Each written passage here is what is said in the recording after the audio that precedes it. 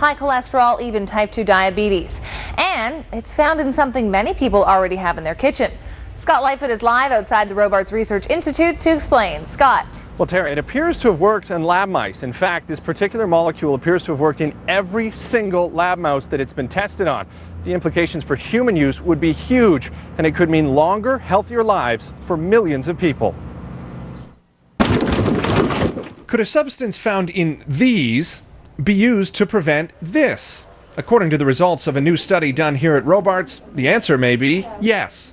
We were really excited about these results. In the study, 2 groups of mice were fed a high-fat diet designed to replicate the way most of us in the Western world eat. One of those groups was also treated with naringenin, a purified flavonoid naturally found in citrus fruits, particularly grapefruit. What it did is it completely prevented the high blood fats, made glucose utilization normal, the insulin went down, and really surprising to us is that the adipose tissue, the body fat, did not develop.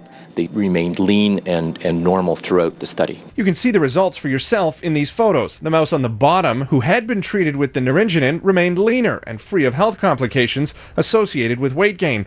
The second mouse was from the group that did not receive the naringenin. Well, certainly we had anticipated that it would correct blood fats and ultimately reduce other metabolic symptoms that would lead to cardiovascular disease.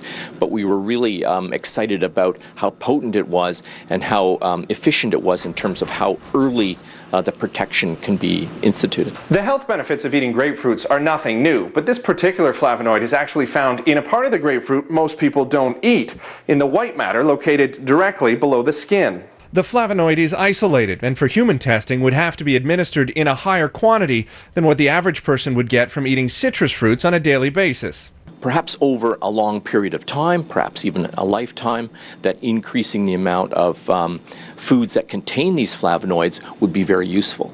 But we're interested in the pharmacological properties so that people who may already have developed these symptoms, that we can actually correct them. Now, there's still a lot of work to be done before human trials could begin. Next, the researchers are going to work with larger animals to see if they can replicate the same results as from the first study. And the hope is that because this substance is naturally occurring, it may actually be safer to use than any synthetic inventions. So could this be a magic bullet, Scott, dealing with obesity or high cholesterol?